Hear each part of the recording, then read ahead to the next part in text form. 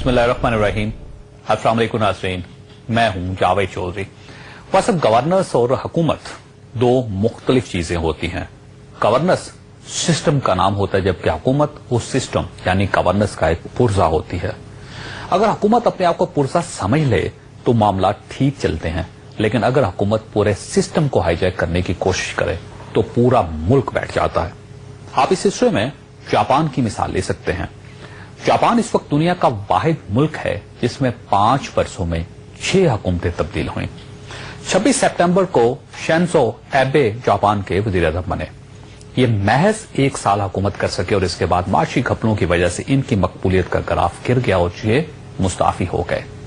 इनके बाद 26 सितंबर 2007 को यासु फुकुदा जापान के वजीर आज़म बने। इनकी हुकूमत 24 सितंबर 2008 को माशी पॉलिसी पर डेडलॉक की वजह से खत्म हो गई। 24 सितंबर 2008 को डेमोक्रेटिक पार्टी के ओसो तारो जापानी वजीर आज़म बन गए। ये भी महज 1 साल पूरा कर सके और 16 सितंबर 2009 को इनकी हुकूमत भी माशी बहरान की वजह से खत्म हो गई। 16 सितंबर 2009 को होतोयामा जापान के वजीर आज़म बने। इनकी हुकूमत भी महज 8 माह चल सकी और ये भी 2 जून 2010 को डोमेस्टिक पॉलिसी का वादा पूरा न करने की वजह से मुस्ताफी हो गए। 8 जून 2010 को नाटो कैन की हुकूमत बनी। इन पर 2 इल्जाम लगे।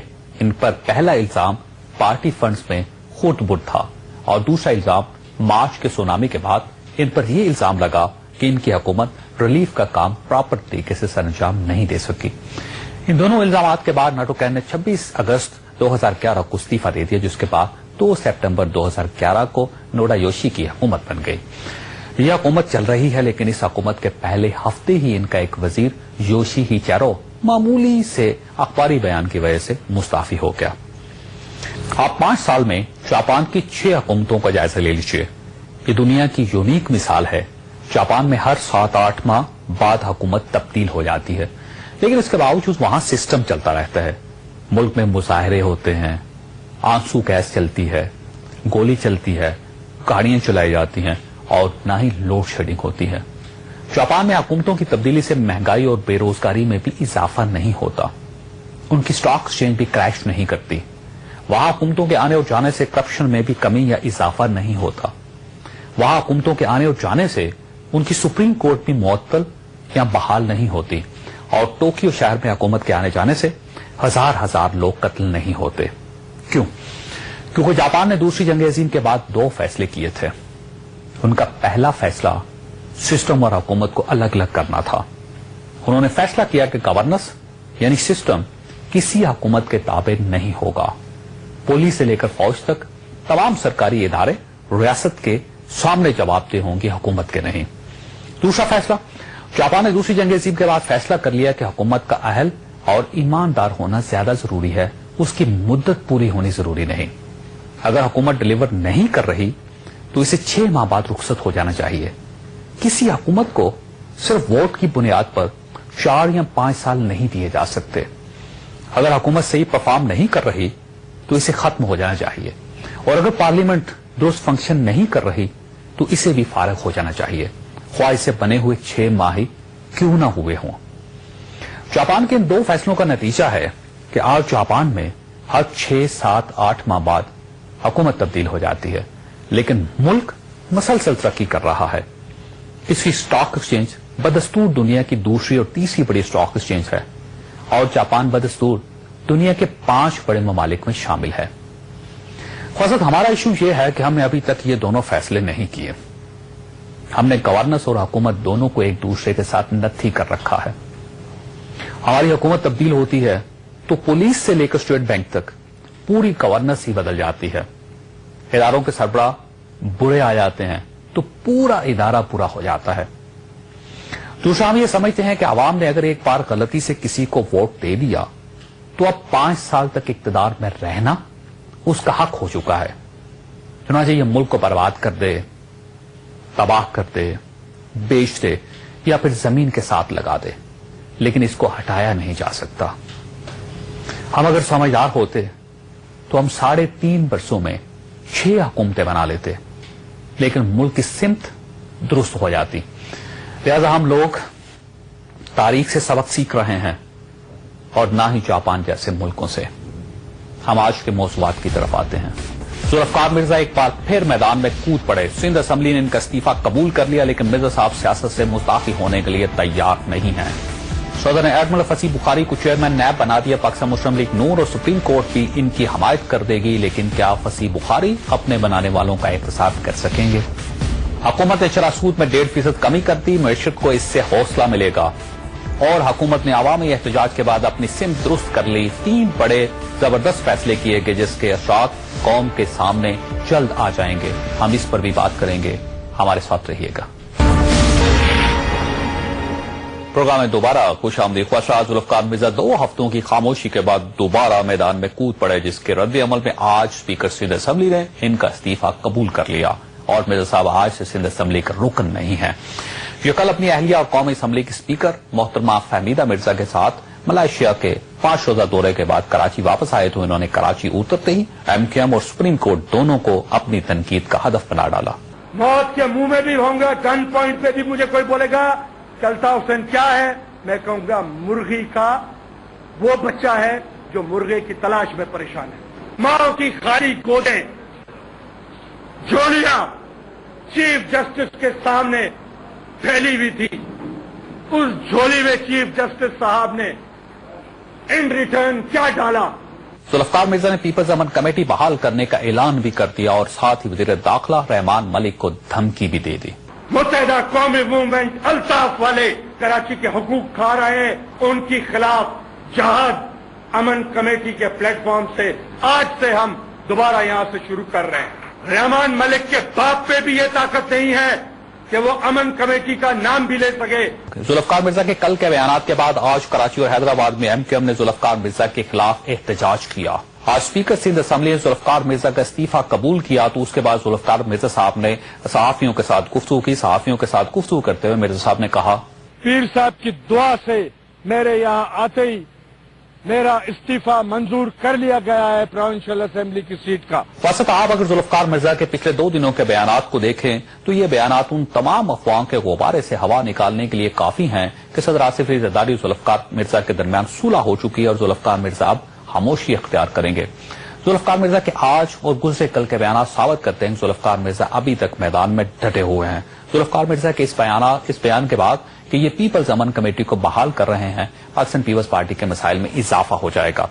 پیپلز امن کمیٹی حقیقتاً پاکستان پیپلز پارٹی کا حصہ ہے، اور اس کا اعتراف ذوالفقار مرزا نے اس وقت کیا تھا جب یہ سندھ کے وزیر داخلہ تھے۔ آج سے اس پلیٹ فارم سے سینئر وائس پریزیڈنٹ کی حیثیت پریزیڈنٹ سے امن کمیٹی پیپلز پارٹی کی آج سے ایک ذہنی تبدیل ہے۔ سپریم کورٹ کے تفصیلی فیصلے کے بعد حکومت ان تمام سیاسی جماعتوں کے خلاف آئین کے آرٹیکل 17(2) کے تحت کارروائی کی پابند ہے جن کے عسکری ونگز ہیں۔ اگر ذوالفقار مرزا پیپلز امن کمیٹی کو ایکٹیو کر دیتے ہیں تو حکومت کو اس کے خلاف ایکشن لینا پڑے گا۔ اگر ایکشن ہو گیا تو لیاری پیپلز پارٹی کے ہاتھ سے نکل جائے گا، اور اگر ایکشن نہیں ہوتا تو پیپلز پارٹی کے مخالفین پیپلز امن کمیٹی کے خلاف کورٹ میں چلے جائیں گے، اور شعبی حکومت پھنس جائے گی۔ ذوالفقار مرزا صاحب کیا کرنا چاہتے ہیں؟ ہم نے یہ جاننے کے لیے ذوالفقار مرزا صاحب سے رابطہ کیا ہے۔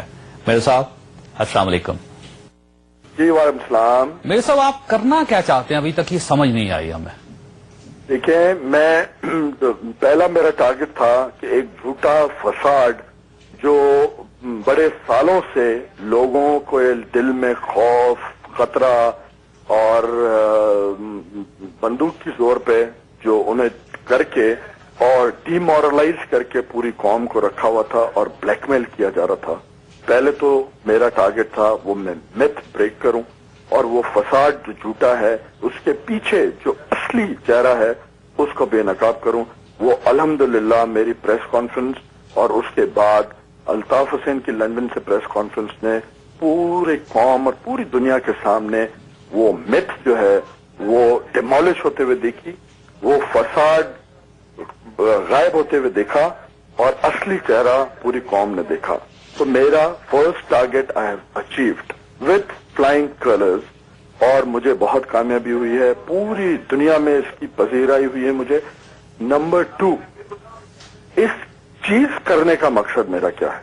ये चीज करने का मेरा मकसद सिर्फ और सिर्फ पाकिस्तानी कौम, स्पेशली सिंध और कराची के जो शरीफ, मेहनतकश, अपनी मेहनत से रोजी कमाने वाली जो पॉपुलेशन थी, जो इनके हाथों ब्लैकमेल थी और अंडर एक गन उनके मर्जी के अगेंस्ट, उनके विल के अगेंस्ट। लेकिन आज तो आपके खिलाफ जुलूस निकल रहे हैं, आपको वो भी पता होगा मेरे साहब। जुलूस अगर आप मुझे नंबर दे दें कि कितने लोगों ने निकाले, तो उससे 10 टाइम्स ज्यादा जिस वक्त आप मुझे फोन करेंगे 1 घंटे के अंदर में, उससे 10 गुना बड़ा जुलूस कराची में जहां कहेंगे मैं निकाल के दिखाऊंगा। अच्छा मेरे साहब ये बताइए कि आपके साथ कौन है इस वक्त? क्या आपकी पार्टी आपके साथ है? देखें, पार्टी होना या न होना वो अब मैटर नहीं करता। पार्टी अगर मेरे साथ होती, पार्टी के वो लोग जिनकी पॉलिसीज फॉलो की जाती हैं, जो पॉलिसीज बनाते हैं, जो रिकंसिलिएशन के फॉर्मूले में पार्टी को चला रहे हैं, वो यकीनन मेरे साथ नहीं है। मेरे साथ होते तो वो पहले ही मेरे बाहर निकलने से पहले मेरी जितनी एफर्ट थी उसको एक्नॉलेज करते। यानी आप सदर आसिफ अली जरदारी साहब की बात कर रहे हैं, वो रिकंसिलिएशन की सियासत कर रहे हैं? यकीनन सदर साहब और उनके क्लोज जो एक शेल है नॉन पॉलिटिकल लोगों का, जिनको सियासत का, पॉलिटिक्स की पी से भी वो वाकिफ नहीं है, रहमान मलिक और बाबर अवान, इस टाइप के लोग जो सियासत में कभी भी न थे, बाय डिफॉल्ट, बाय ट्रेजेडी जो सियासत में आ गए, तो उन लोगों के जो अंडर इन्फ्लुएंस पॉलिसीज बनती हैं और पॉलिसीज चलती हैं, जिसमें उन चंद लोगों का अपना वेस्टेड इंटरेस्ट है, वो अपने जाती वेस्टेड इंटरेस्ट के लिए पूरी कौम का फ्यूचर, पूरी कौम का जो इंटरेस्ट है उसको वो सेक्रीफाइस करके अपनी मर्जी चलाना चाहते हैं। इसका मतलब ये है कि सदर आसिफ अली जरदारी आपके साथ नहीं है? फिलहाल नहीं है, लेकिन मुझे कभी यकीन है अपने खुदा में कि आसिफ अली जरदारी साहब ये चीज जरूर रियलाइज करेंगे कि डॉक्टर जुल्फिकार सही कह रहा था, और इंशाअल्लाह अच्छे टाइम में नहीं तो दोबारा मुश्किल टाइम में हम दोनों फिर एक दफा साथ होंगे। अच्छा, आपका अल्टीमेट गोल क्या है? क्या करना चाहते हैं आप? मेरा अल्टीमेट गोल है आजादी। किससे? आजादी उन जंजीरों से जो हमारे लोगों को ये बंदूक के जोर पे जो पहनाए हुए हैं, उससे आजादी। और मैं इस कौम को और मुल्क को वो होप लौटाना चाहता हूं जो शहीद जुल्फिकार अली भुट्टो ने दी, जो शहीद मोहतरमा बेनजीर भुट्टो साहिबा ने दी होप। वो होप में अपनी कौम को, अपने मुल्क को, अपने पाकिस्तानियों को मुहब्बल वतनी और इंसान को इंसान समझने का दर्श देना चाहता हूं। अच्छा मेरे साहब, आप सुप्रीम कोर्ट क्यों नहीं चले जाते? आप चले जाएं, इस कोर्ट तो आपको कह भी रही है आप आ जाए, उन्होंने कहा आ जाए, हमें कोई प्रॉब्लम नहीं। जो सुप्रीम कोर्ट में मैं कहूंगा और जो सुप्रीम कोर्ट मेरे कहे हुए का हाल करेगी, आप गारंटी करते हैं कि जो मैं कहूंगा वो वर्ड बाय वर्ड कौम को सुनाया जाएगा? मेरी आवाज सच अगर मेरे साहब आपके पास है तो मेरा ख्याल है कोई आपको डिनाई नहीं कर सकेगा। आप सच के साथ चले जाएं कोर्ट में। मैं सच के साथ ही अभी तक खड़ा हुआ हूं ना, मैं सच के साथ ही जाऊंगा। वो मौका सुप्रीम कोर्ट के लिए अच्छा था।